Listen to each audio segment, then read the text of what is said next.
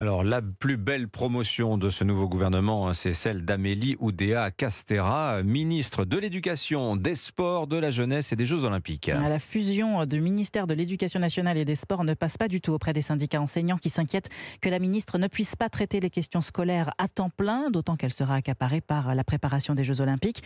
Pourtant, lors de son entrée à Matignon, Gabriel Attal avait assuré que l'école est, je cite, la mère des batailles. Bataille d'autant plus difficile que les lacunes des élèves sont abyssales. Un sondage Opinionway révélait récemment que près de la moitié des 16-24 ans est incapable de dire quand a commencé la Révolution française. Et le principal responsable de ce manque de connaissances, c'est le smartphone. Parmi les jeunes qui passent 8 heures par jour sur leur écran, 31% ne connaissent pas le mot Shoah et ils sont nombreux à exprimer des doutes sur la réalité du génocide des Juifs.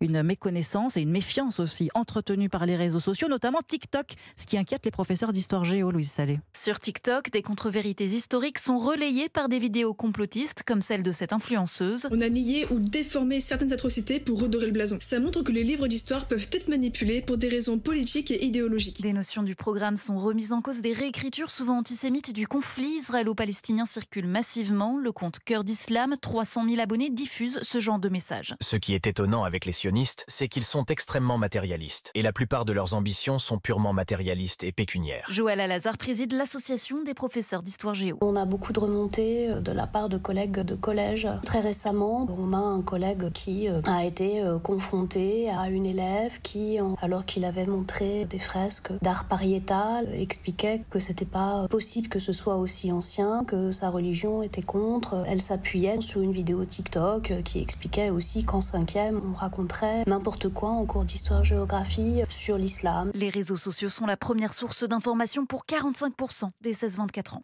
Louise Salé, spécialiste éducation d'Europe 1.